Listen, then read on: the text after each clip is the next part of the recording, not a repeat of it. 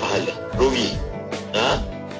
Dan di sana ada orang yang beruntung walaupun dia tidur di atas katilnya, walaupun dia menunggang kuda ataupun menaiki kenderaan, dia bekerja di pejabat, bukan dia datang ke masjid, tetapi mereka ini mendapat pahala di sisi Allah. Contohnya kita datang bekerja setiap hari, daripada hari Isnin sampai hari Sabtu. Kalau DJ ni hari Ahad pun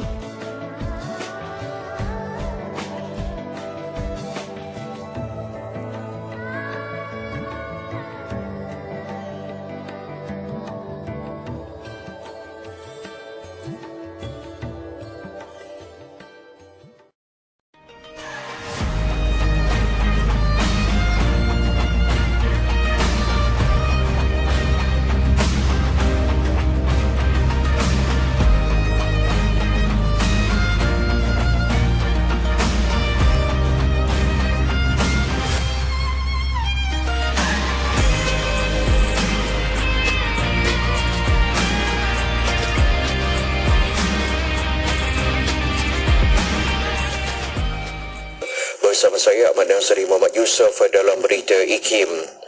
Perdana Menteri Datuk Seri Anwar Ibrahim meluangkan masa untuk hadir pada Majlis Makan Malam Yayasan Universiti Selangor di ICT di Shah Alam Selangor pada malam tadi.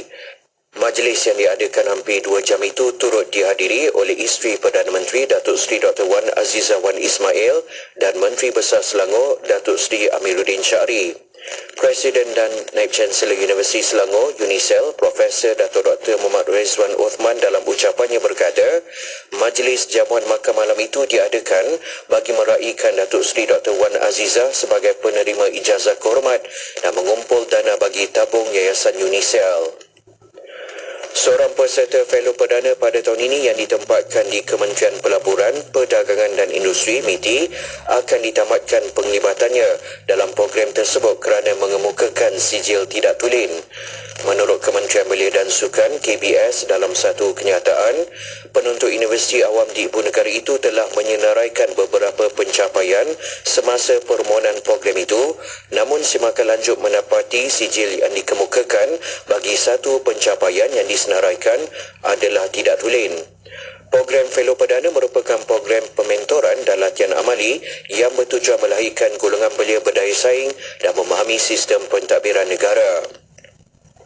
Suruhanjaya Pencegahan Rasuah Malaysia SPRM merakamkan penghargaan kepada usaha jurulatih Jabatan Pembangunan Sumber Manusia JPSM Negeri Sabah atas usaha melaksanakan kursus integriti dan anti rasuah pendidikan dan latihan teknikal dan vocational TVET pada peringkat Institut Latihan Teknik dan Perdagangan ILTP di Papar, Sabah. Ia dizahirkan oleh Timbalan Ketua Pesuruhjaya Pencegahan Suruhanjaya Pencegahan Rasuah Malaysia SPRM Datuk Seri Nur Azlan Muhammad Razali ketika mengadakan lawatan kerja dan pemantauan di kampus ILTP Papar. Katanya tugas memerangi rasuah bukan hanya tugas pihak SPRM semata-mata, tetapi semua pihak perlu mengambil tanggungjawab untuk memeranginya. Sekian saja berita IKIM untuk edisi 10 pagi ini. Assalamualaikum warahmatullahi wabarakatuh dan teruskan kesetiaan anda bersama IKIM Inspirasi Inforia Islami. Laporan berita tadi dari sumber bernama Malaysia Madani adalah panduan, ikhtiar holistik dan dasar pentadbiran yang berteraskan kasih sayang. Ia bertujuankan sikap saling menghormati, meraihkan kepelbagaian dan pendapat. 5 jari dengan jalur merah putih merupakan simbol rukun negara. Bulan sabit melambangkan Islam sebagai agama persekutuan. Bintang berpucung 14 menandakan perpaduan 13 buah negeri dan wilayah persekutuan. Bulatan biru menzahirkan kebulatan muafakat dan perpaduan rakyat. Warna biru bermaksud kesatuan nasional, keterangkuman dan persaudaraan. Kuning, nilai tradisi, kebudayaan dan kearifan tempatan. Merah, keberanian, jati diri dan keazaman.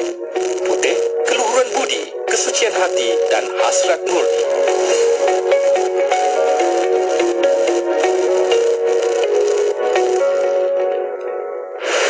Kapsul Masa.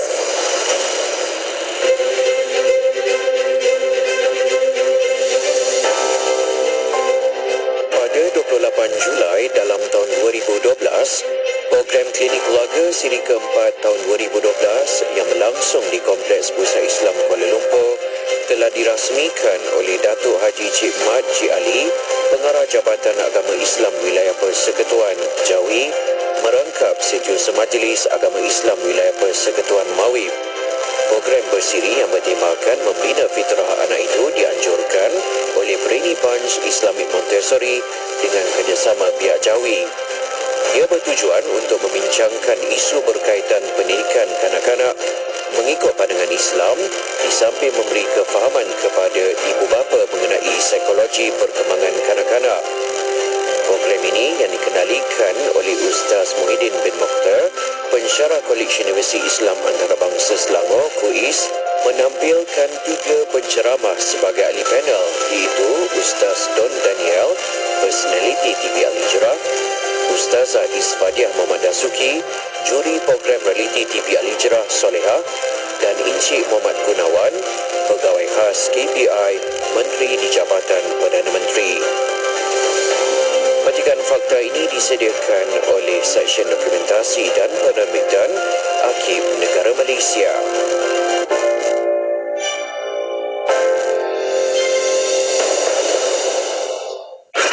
Jom kunjungi program My Festival pada Sabtu dan Ahad ini bermula jam 10 pagi hingga 10 malam di Aeon Mall Shah Alam. Jumpa anda di sana. My Festival, meriahkannya bersama kami. Bismillahirrahmanirrahim. La hawla wa la quwwata illa billah. La hawla wa la quwwata illa billah. La hawla wa la quwwata illa billah. La hawla wa la quwwata illa billah. La hawla wa la quwwata illa billah. La hawla wa la quwwata illa billah. La hawla wa la quwwata illa billah. La hawla wa la quwwata illa billah. La hawla wa la quwwata illa billah. La hawla wa la quwwata illa billah. La hawla wa la quwwata illa billah. La hawla wa la quwwata illa billah. La hawla wa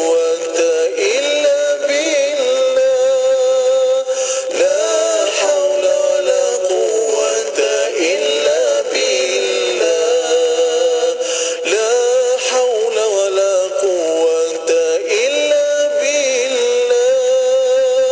La hawla wa la quwwata illa billah. La hawla wa la quwwata illa billah. La hawla wa la quwwata illa billah.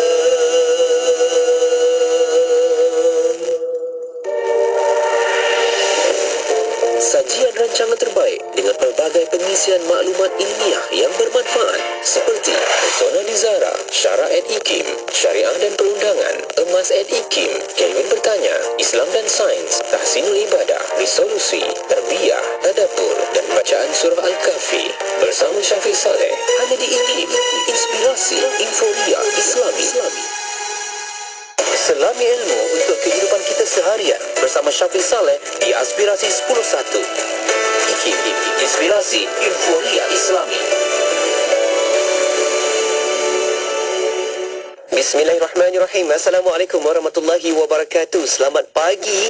Saya Syafiq Saleh. Saya berada di Aspirasi 101. Edisi hari ini bersiaran kita pada hari Khamis pagi 14 September 2023 bersamaan dengan 28 Safar 1445 Hijriyah. Apa khabar anda pagi ni? Kan? Semoga penuh dengan keceriaan, ketenangan. Sebab itu penawar kita kena ingat sampai bila-bila. Sebab kita perlu bawakan untuk penawar diri kita dahulu. Kalau kita tak rawat diri kita, macam mana kita nak bawakan kehidupan ni? Kita dahulu yang perlu memulakannya. Terima kasih tim Warna Pagi, Pian dan juga Luke yang dah pun temankan anda selama 4 jam.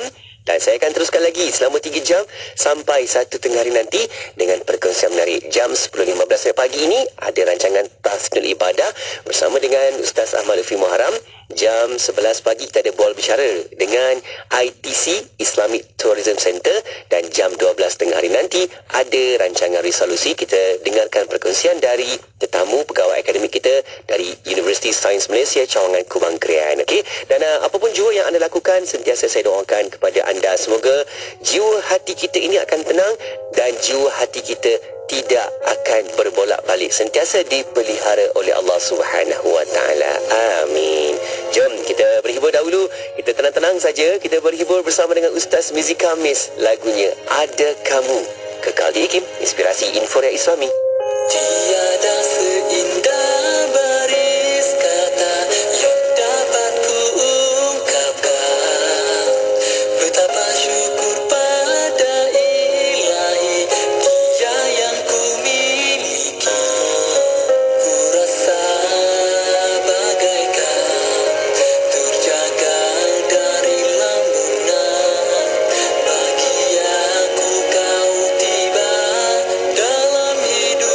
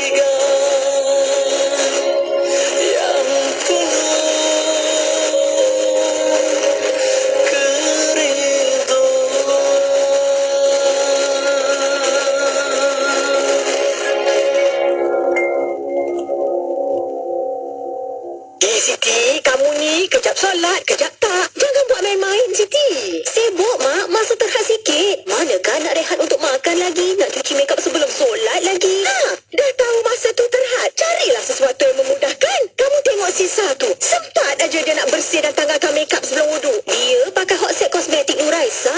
Nuraisa kosmetik mesra wuduk tu. Habis tu, kenapa kamu tak pakai hot set kosmetik Nuraisa juga?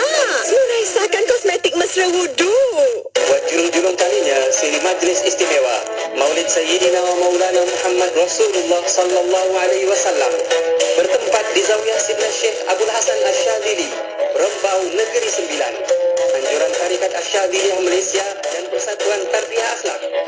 Selama 12 hari, bermula 16 September hingga 28 September 2023 bersamaan 30 Safar hingga 12 Rabiul Awal 1445 Hijriah.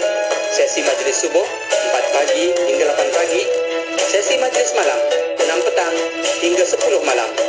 Daftar dan pilihlah masa anda. Untuk pertanyaan, sila hubungi 011 6260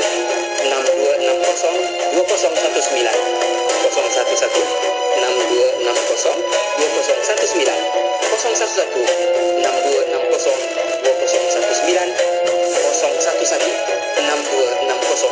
2019 Dr. Amira.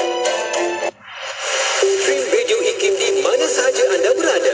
Layari laman web www.ikim.my atau muat turun aplikasi Radio IKIM di Google Play Store dan Apple App Store. Terkini, Radio IKIM turut boleh didengari menerusi aplikasi Audio Plus dan MyTV mana-mana. Muat turunnya sekarang menerusi Google Play Store, Apple App Store dan Huawei Apps Gallery.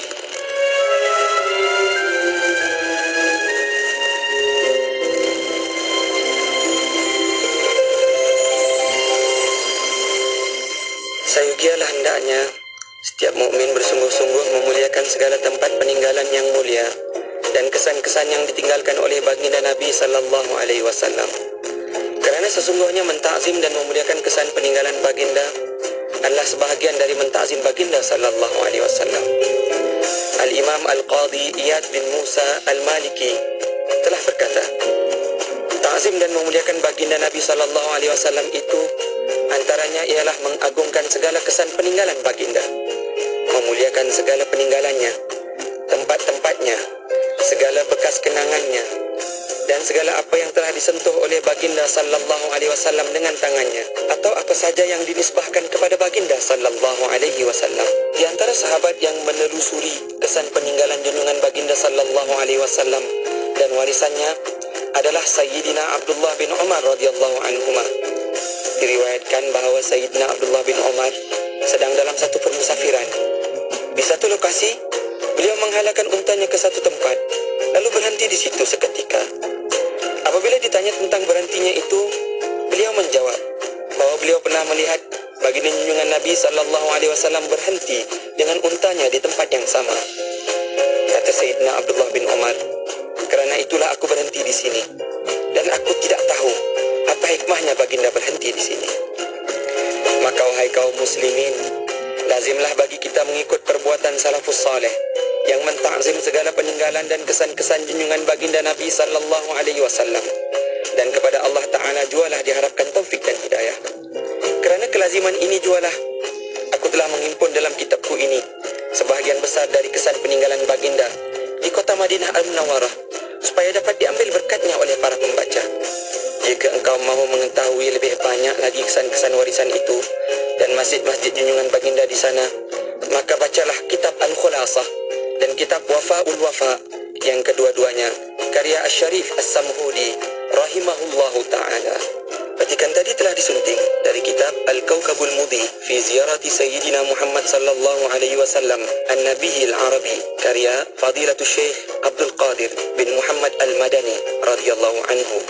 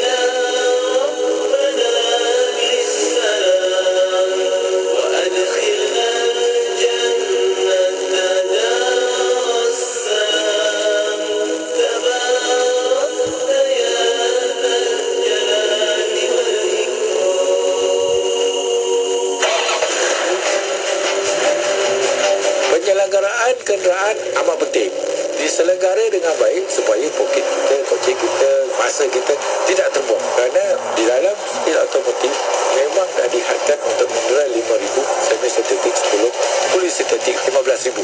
Boleh pergi juga kepada 20,000 kepada fully sintetik. Tapi berapa tahun, berapa lama kan ini adalah kerugian kita. Jadi adalah disyorkan 15,000 untuk fully sintetik. Mengikut kepada kilometer pergerakan adalah paling sesuai untuk negara kita. Jadilah pemandu bijak, kocek selamat, jiwa selamat, harta selamat. Keselamatan diutamakan. Teruskan bersama IKIM, Inspirasi Euforia Islami.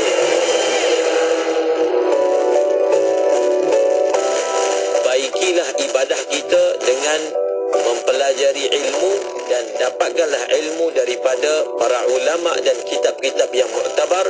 Semoga kehidupan kita di dunia yang sementara ini akan diuruskan secara tertib dan secara sempurna oleh Sang Yang Maha Pencipta. Hayati pengajian kitab Matan Al-Zubat serta kupasan ilmu fiqah meliputi soal jawab berkaitan ibadah bersama-sama Al-Fadil Ustaz Ahmad Lufi Muharram dalam rancangan Tahsinul Ibadah setiap hari Khamis jam 10.15 pagi. Semuanya di IKIM, Inspirasi Euforia Islami. Allahumma salli ala Sayyidina Muhammad wa ala alihi wa sahbihi wa barik wa salim. Alhamdulillah, saya Syafiq Saleh. Kita masih lagi berada di Aspirasi 101 dan bual bicara kita menerusi rancangan yang pertama menerusi Aspirasi 101 ini. Hari Khamis kita ada rancangan Tahsinul Ibadah. Jom kita nak ajak anda untuk sama-sama tonton sekarang di YouTube IKIM Media, juga di Facebook IKIM FM sebab kita sedang bersara langsung di situ. Dan menerusi perkongsian ini, kita boleh sampaikan juga soalan-soalan yang nak dikemukakan kepada tetamu kita. Boleh hantarkan ke talian WhatsApp konti 01129004 ataupun anda boleh letakkan soalan pertanyaan anda di bahagian ruangan komen dekat Facebook juga di YouTube IKIM. Okey, dan sekarang kita nak bersama-sama dengan tetamu kita. Jom mengalu-alukan kehadiran Al-Fadil Ustaz Ahmad Lufi Muharram yang dah pun ada di konti kita. Assalamualaikum Ustaz. Waalaikumsalam warahmatullahi wabarakatuh. Alhamdulillah, apa khabar Ustaz? Alhamdulillah. Syukur. Kan lama juga tak bertemu secara berfizikal ni Ustaz. Alhamdulillah hari ini dapat kita sama-sama Ustaz berada di sini. Dan yang paling penting Ustaz, kita nak dapatkan lagi perkongsian yang sangat bermanfaat. Sama-sama kita yang dekat dalam Facebook dan juga di YouTube live kita ni, boleh sama-sama juga anda komen dekat ruangan komen tu. Siapa yang dah pun mula masuk dekat sini? Oh, kita ada ni pendengar kita Facebooknya nama Sibah Syari, okay. Zaliha Syafi'i, Puan Sarifah Kasim dah mula masuk dah tu. Kan ramai lagi sahabat-sahabat kita yang berada di situ. Okey, jom kita nak mulakan Ustaz sedikit mukadimah awal dalam pertemuan kita pada kali ini Ustaz, sebelum kita nak buka kitab rujukan kita iaitu Intisari Matan Al-Zubat. Di awal ni Ustaz, sedikit mukadimah persediaan hati jiwa kita mendengarkan rancangan Tahsinul Ibadah. Silakan Ustaz. Assalamualaikum warahmatullahi wabarakatuh. Assalamualaikum. Bismillah wassalatu wassalam ala Rasulillah wa ala alihi wa sahbihi wa man walah, amma ba'd. Terima kasih kepada DJ Syafiq Sama Ustaz yang setia bersama dengan kita dalam rancangan Tahsinul Ibadah. Dan yang dirahmati Allah, lagi dikasihinya, sidang pendengar IKIM sekalian. Selalulah kita memohon daripada Allah Subhanahu wa taala agar diberi keikhlasan di dalam setiap amal yang kita lakukan. Kita bukan hanya mahu boleh melakukan amal, boleh melakukan rupa kebaikan, tetapi kita mahukan kebaikan yang kita lakukan itu diterima di sisi Allah. Kalau hanya sekadar rupa kebaikan, mungkin boleh dilakukan oleh ramai orang, namun untuk kebaikan itu diterima di sisi Allah, syarat asasnya adalah keikhlasan. Setiap daripada kita yang belajar, yang mengajar, yang mendengar, yang menyampaikan, sentiasa takut, sentiasa muhasabah diri agar Allah Subhanahu wa taala mengurniakan keikhlasan melakukan semata-mata kerana Allah Subhanahu wa taala. Para wali-wali Allah, leluhur kita daripada kalangan salafus salih, mereka menangis dalam doa mereka memohon supaya Allah kurniakan keikhlasan. Amal dah buat dah. Ada satu lagi. Ada step yang perlu diselesaikan, iaitu bagaimana ia dilakukan semata-mata ikhlas kerana Allah Subhanahu wa taala. Tetapi janganlah kerana kita takut tidak ikhlas kita tak buat amal. Itu pun masalah juga.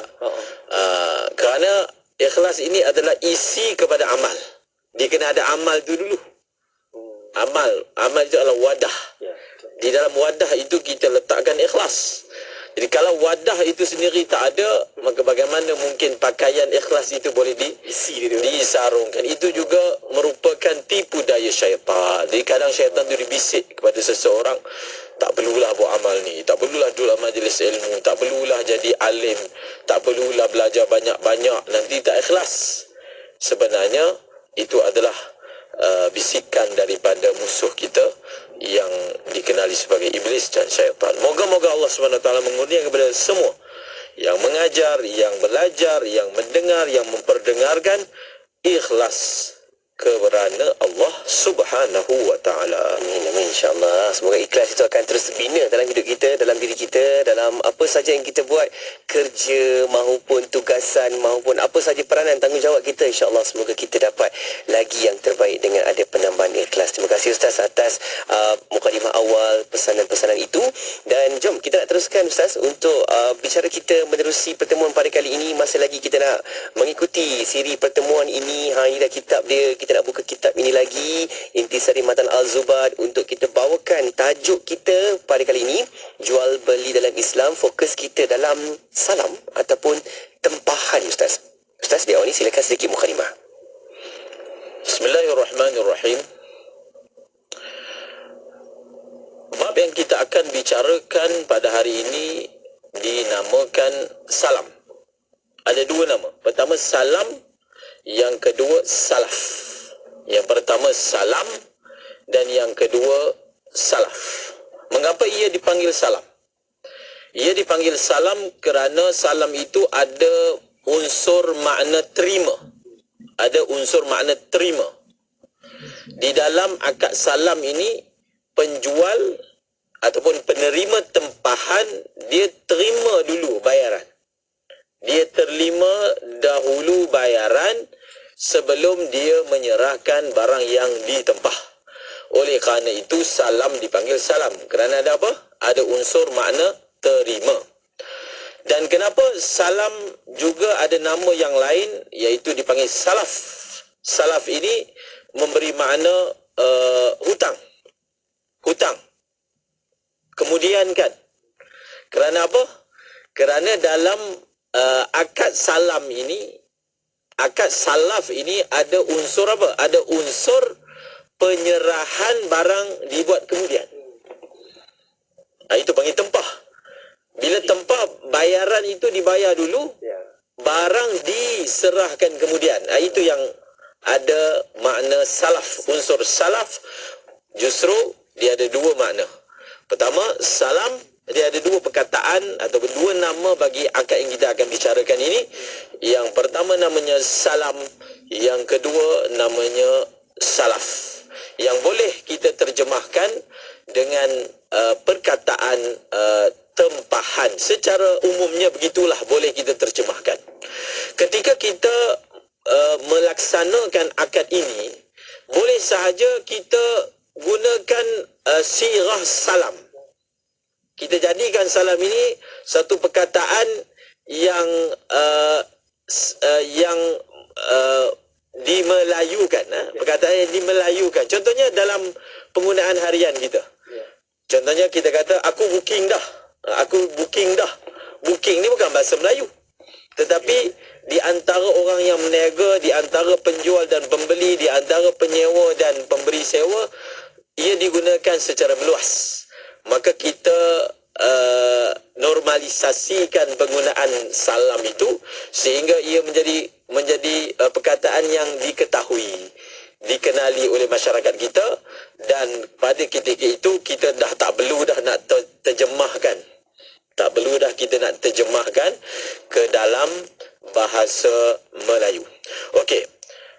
Sebenarnya akad salam ini seperti yang saya sebutkan tadi, dia disyariatkan, dia dibenarkan kerana ada keperluan kepadanya. Okey, kita tengok. Kalau jual beli ni macam mana? Jual beli ni yang disebut baik dalam bahasa Arab, bayaran dibuat, serahan barang dibuat di dalam majlis. Saya datang ke kedai, saya pilih barang, saya bayar duit, saya dapat barang. Ini dipanggil jual beli. Barang ada depan. Hadir, dia panggil baik hadir. Barang itu hadir, ada di hadapan, ada di dalam majlis, ia dipanggil baik. Ada setengah keadaan yang kita perlu kepada mendapatkan barang, dan kita perlu untuk jual barang, tapi barang itu tak ada di dalam majlis akad. Okey, apakah faedahnya kita melaksanakan akad salam? Apakah faedahnya? Yang ia dibenarkan, kita digunakan perkataan apa? Juwiza lil hajah. Dibenarkan akad salam ini kerana ada hajat. Apa hajat dia? Kita tengok.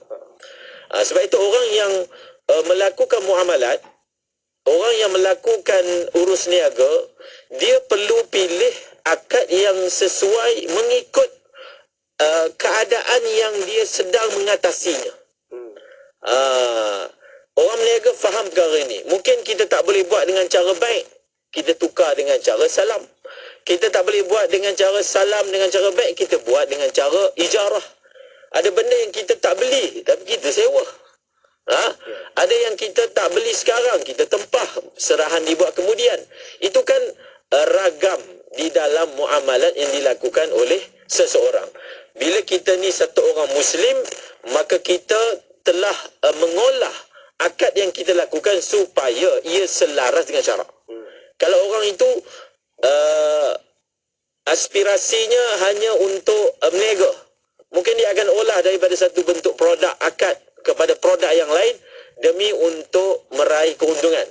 Namun satu orang Muslim, ketika dia mengolah akad, berpindah daripada satu akad ke satu akad, dari satu akad ke satu akad, maksudnya adalah bagaimana dia dapat menjaga syarak. Jadi apakah keperluan yang dapat diatasi dengan kita melakukan akad salam? Pertama, kita lihat daripada pihak peniaga. Pihak peniaga ni ada setengah keadaan dia tidak mempunyai modal. Dia tidak mempunyai modal untuk membeli barang yang dia nak jual, lalu dia menghasilkan keuntungan daripadanya. Dia boleh melakukan secara akad salam. Sebab dalam mazhab Syafi'i, untuk akad salam tidak disyaratkan kita ada barang semasa kita buat akad. Contohnya, ada orang dia tempah dengan kita apa?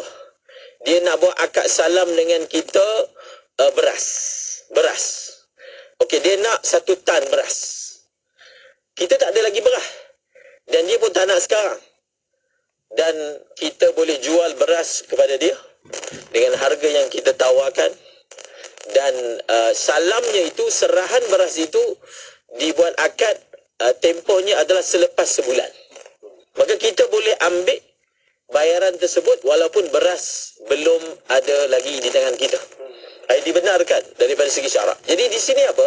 Di sini ia membantu peniaga yang tidak ada modal. Yang tidak ada modal untuk dia dapat awal.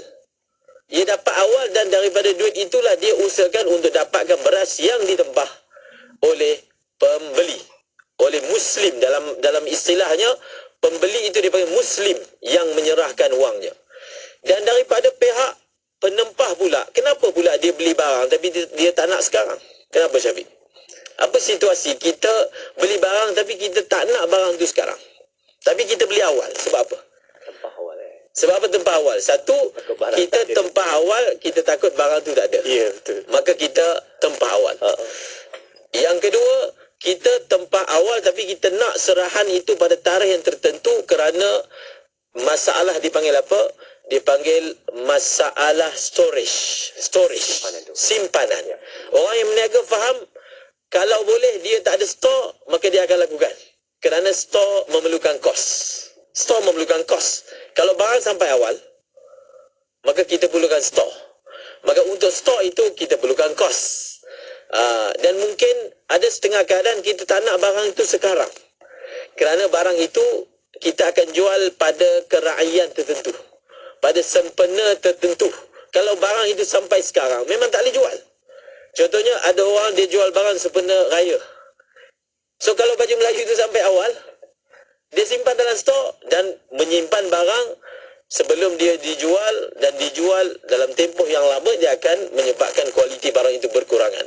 So ada pelbagai sebab seseorang itu melakukan akad salam. Maka inilah wadahnya yang merupakan platform yang diberikan oleh syariat. Jadi semua kena faham dahulu apakah yang dimaksudkan daripada akad salam, dan mengapa kita perlu dalam setengah keadaan menggunakan akad salam. Dan akad salam ini digunakan dalam urus niaga yang pembeli tidak melihat fizikal barang.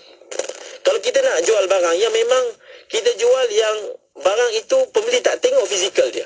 Kalau sekarang ni jual macam mana? Jual secara online. Jual secara online. Walaupun gambar dipertontonkan, tapi gambar bukan dikira fizikal. Gambar bukan dikira fizikal barang. Itu dipanggil gambar barang. Gambar barang bukan barang. Gambar barang dia membantu untuk kita mengetahui, dipanggil muwasafat. Ciri-ciri barang, sifat-sifat barang. Kadang gambar yang ditayangkan itu nampak barang macam besar, rupanya barang tu kecil. Nampak macam kecil, rupanya besar. Maka sebab itu ada syarat-syarat akad salam ini yang kita akan belajar. Sebenarnya akad salam ni dia termasuk akad yang ada unsur gharar. Gharar ni apa? Dia ada unsur risiko. Macam mana risiko dia? Ya, mungkin barang tu lain daripada yang ditunjuk kan. Risiko dia, kita bagi duit dulu. Sebab akad salam ini memang syarat dia, duit diserahkan awal. Sepenuhnya. Dalam mazhab Syafi'i, duit itu mesti diserahkan awal sepenuhnya. Bukan separuh. Bukan 10%. Bukan 50%, sepenuhnya. Maka ada gharar. Kalau ikut asas dalam bab muamalah ni, sebarang baik gharar ni tak boleh. Tapi dibenarkan juga oleh syarak kerana ada keperluan kepadanya, keperluan yang mendesak kepadanya, justru untuk meminimalkan risiko gharar. Gharar ni seperti tertipu, terpedaya dan seumpamanya, untuk meminimalkan ada syarat-syarat yang ditetapkan. Risiko tetap ada. Orang berniaga kata, kalau tak berani tanggung risiko, jangan berniaga.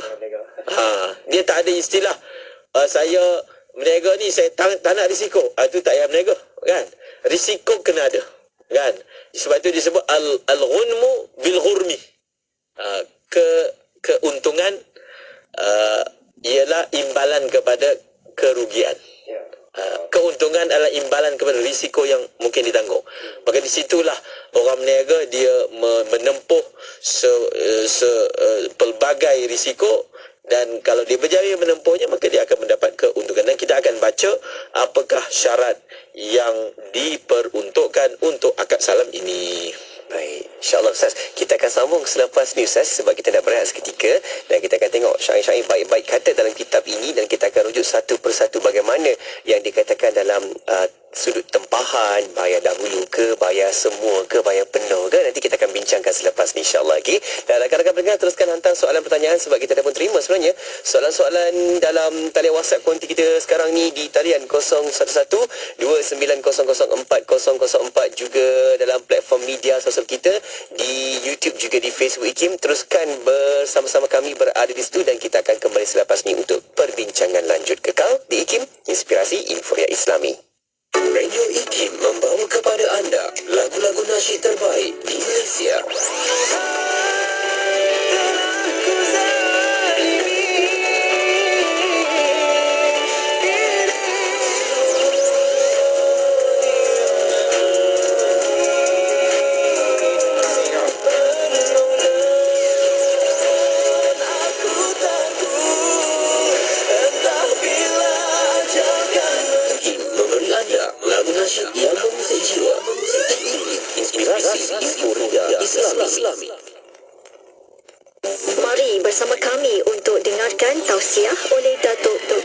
Isa Hassan Muhammad sempena majlis peluncuran rancangan Lembayung Al-Quran. Jumpa kami di Aeon Mall Shah Alam pada Ahad ini pukul 3 petang. Jumpa anda di sana. My Festival, muliakannya bersama kami. Ketahui bila segmen-segmen kegemaran anda akan ke udara di Radio IKIM. Layari www.ikim.my dan klik di ruangan radio. Terdapat juga info-info menarik mengenai personaliti Radio IKIM. IKIM, inspirasi Buria Islam. Kembali bersama IKIM, Inspirasi Infora Islami. Syukur Alhamdulillah anda masih lagi bersama saya Syafiq untuk pertemuan di Aspirasi 10.1. Teruskan menonton sebagainya sekarang bersama-sama dengan Al-Fadhil Ustaz Ahmad Lutfi Muharram dan juga berada di platform media sosial kita di YouTube juga di Facebook. Sekarang kita sedang bersama langsung. Boleh hantarkan soalan pertanyaan anda. Ramai juga yang komen ni, Masya Allah Ustaz. Satu persatu kita cuba bawakan soalan-soalan dan juga kalau ada hujung nanti ada masa kita akan sama-sama bawakan perbincangan dengan soalan-soalan yang kita dapat di dalam ruangan komen kita. Ramai yang komen kat sini. Abdul Latif, Puan Siti Hana, Najib Salam. Okey, ramai lagi. Kita ada Encik Muhammad Noor. Ramai yang komen kat sini. Zaliha Syafi'i dan ramai lagi. InsyaAllah kita akan sambung selepas ni untuk bacakan soalan anda. Di awal Ustaz, kita akan sambung dengan tajuk kita berkaitan dengan salam ataupun tempahan Ustaz dalam jual beli Islam. Bismillahirrahmanirrahim. Asyartu kaunuhu munajjazan wa an yuqbadha fil majlisi sa'iruth thaman. Maksudnya, sah akad tempahan dengan syarat akadnya mestilah tidak bertangguh bayarannya, yakni tunai, hendaklah diterima seluruh bayaran dalam majlis akad itu. Syarat yang pertama bagi akad salam, selain daripada syarat-syarat jual beli yang kita dah belajar sebelum ni. Sebelum tu kita sebut dahulu apakah rukun bagi akad salam. Dalam akad salam ni ada apa entitinya. Dalam akad salam ni pertama rukun dia ada muslim. Muslim ni orang yang tempah. Okey, orang yang tempah. Kemudian ada muslam ilaih, orang yang menerima tempahan. Muslam ilaih, orang yang menerima tempahan. Kalau jual beli itu maknanya penjual lah, penjual. Yang seterusnya muslam fih, barang yang ditempah. Barang yang ditempah. Kalau dalam jual beli dipanggil mabi', barang yang dijual. Dan yang seterusnya ra'sul mal. Ra'sul mal ini bayaran. Syarat yang pertama ni adalah berkaitan dengan bayaran. Pertama, muslam, bayaran tadi apa nama dia? Ra'sul mal. Ra'sul mal. Jadi bayaran itu kaunuhu munajjazan. Hendaklah bayaran itu dibuat secara tunai, tidak boleh bertangguh. Dan tunai itu pula keseluruhan bayaran, bukan sebahagiannya. Itu makna munajjazan. Full payment. Full payment. Dia bukan half payment ataupun beberapa peratus daripada payment, tetapi full payment. Hendaklah dibuat. Bila itu dibuat di dalam majlis akad sebelum berpisah. Okey? Itu makna munajjazan. Wa an yuqbadha fil majlis sa'iru thaman, dan bahawa diambil akan bayaran itu di dalam majlis. Diambil apa? Diambil keseluruhan bayaran. Keseluruhannya, sa'ir, keseluruhan as-saman bayaran. Sebab apa? Tadi kan kita dah sebut, akad salam ni barang itu diserah kemudian. Kalau kita buat satu akad dah buat, barang serah kemudian, bayaran pun serah kemudian. Jadi mereka ni buat akad berpisah, tak ada siapa dapat barang. Yang menempah memang dah tak dapat barang sebab dia memang serah kemudian. Yang menjual pun tak dapat apa-apa bayaran kerana serahnya pun dibuat kemudian. Dia jadi apa? Berpisah dalam keadaan dua-dua tak dapat barang. Perkara ini disebut dalam hadis sebagai bai'ul kali bil kali.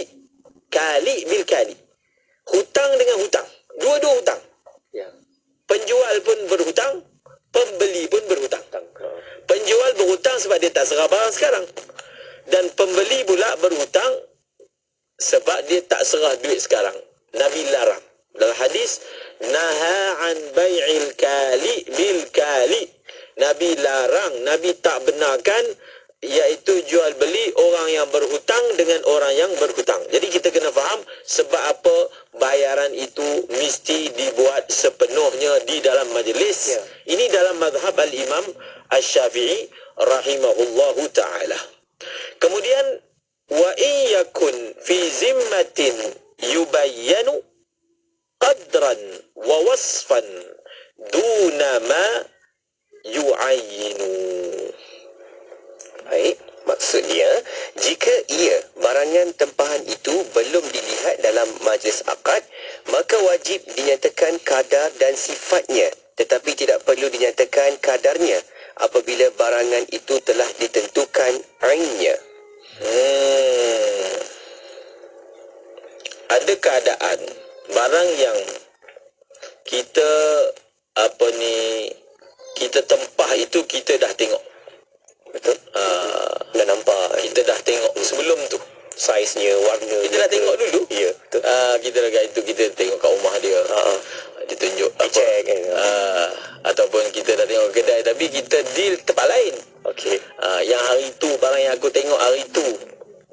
Itu dah tengok lah. Okey. Sekarang ni barang yang kita belum tengok. Belum tengok. Dan kita tak pernah tunjukkan juga pada pembeli. Itu yang nak dibincangkan sekarang. Wa iyakun fi zimmatin. Dan sekiranya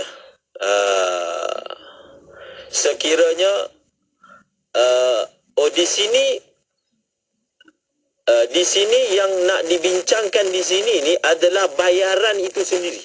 Bukan barang yang ditempah. Jadi kalaulah begitu maknanya wa iyakun ini dan sekiranya adalah ia apa? Ia bayaran itu. Bayaran ni contohnya bayaran itu dia bayar pakai apa? Kita ambil bayar pakai barang lah. Kita ambil contoh barang. Bayarnya pakai apa? Kita akan bayar pakai 100 kilo beras. Kata sekarang beras susah dapat kan? Mahal kan? Contoh bayar pakai beras 100 kilo beras ataupun 1000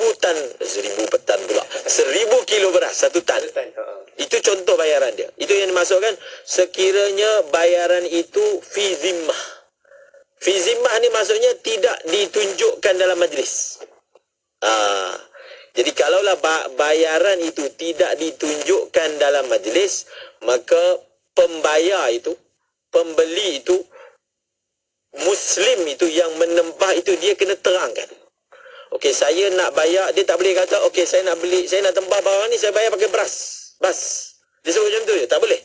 Dia kena sebut saya nak bayar pakai beras jenis, contoh apa-apa jenis, wasaf sifat dia. Dan beras itu pula banyak dia 1000 kilo, iaitu 1 tan.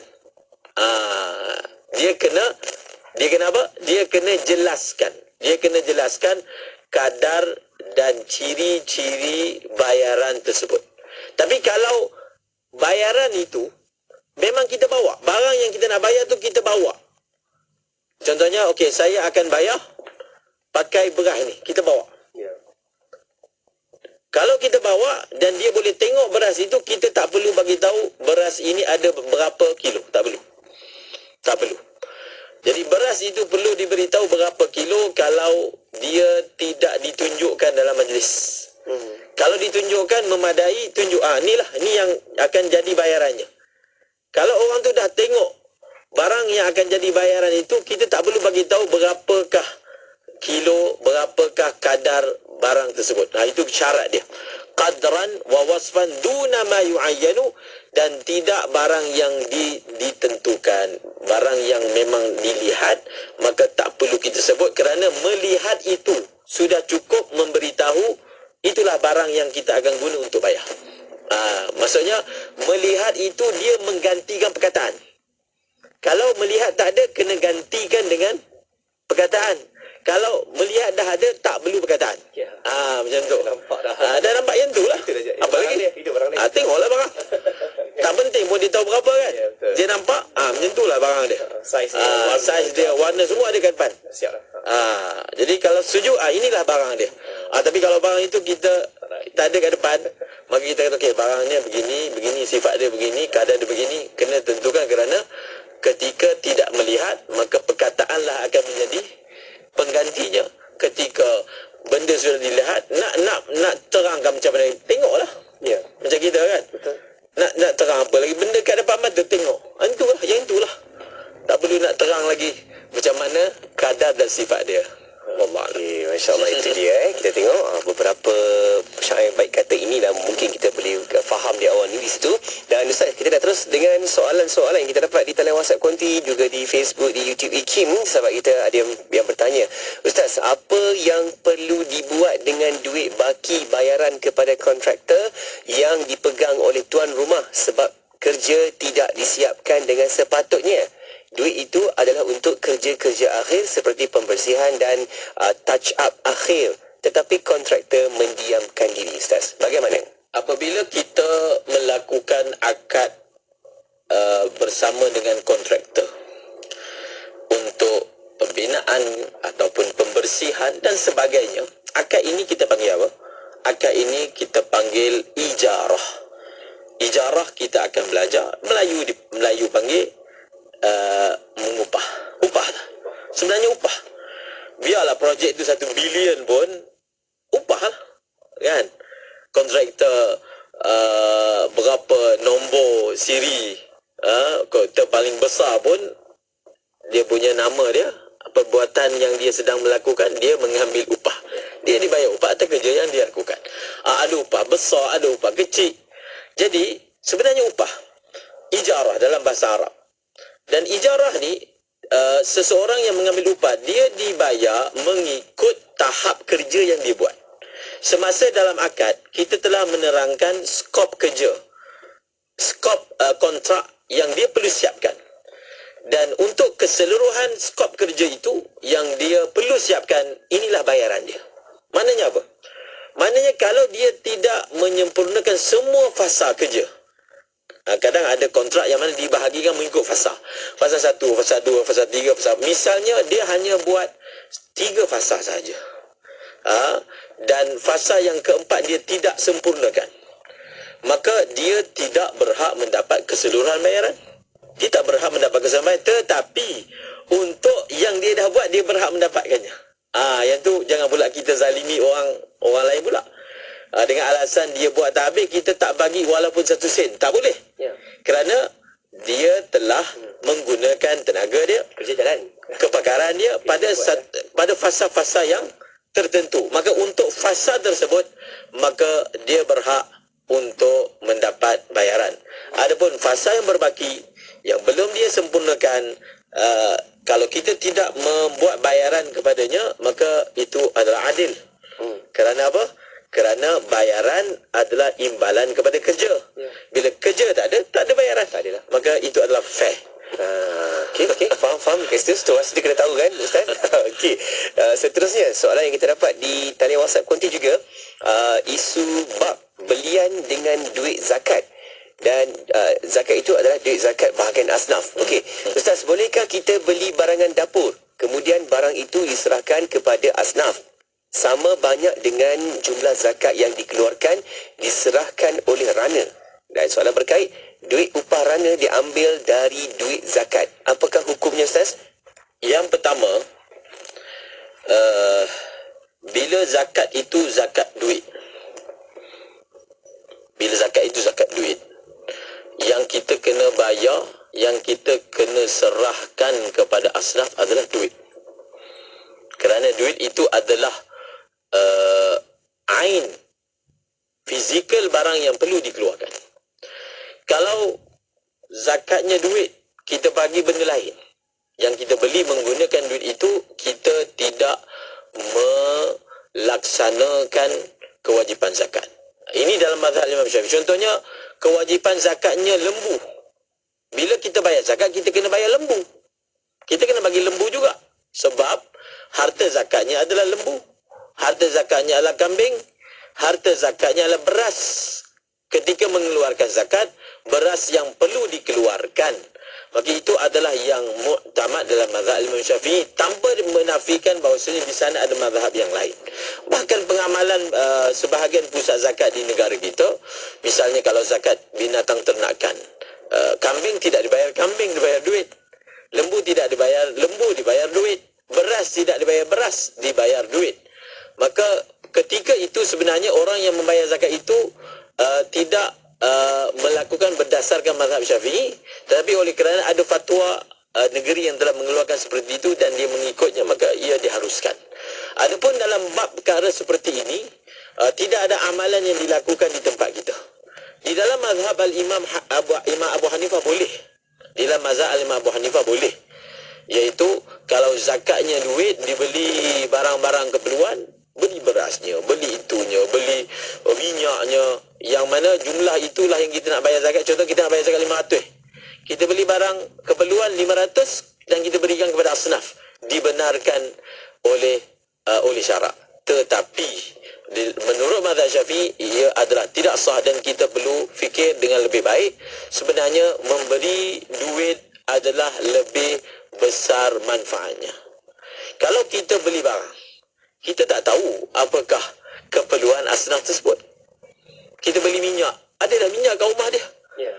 Kita pergi beli, dia akan menyebabkan kerugian kepada asnaf. Sedangkan maksud harta zakat ini supaya asnaf bebas menggunakan duit, menggunakan harta mentah tu. Contohnya kalau beras tu bagi beras. Kalau kita bagi nasi goreng, dia tak makan nasi goreng, dia nak makan nasi lemak. Kalau kita bagi nasi lemak, dia nak buat nasi biryani. Jadi kalau kita dah jadikan dia dalam bentuk masakan, kita dah bataskan kebebasan penggunaannya. Kalau kita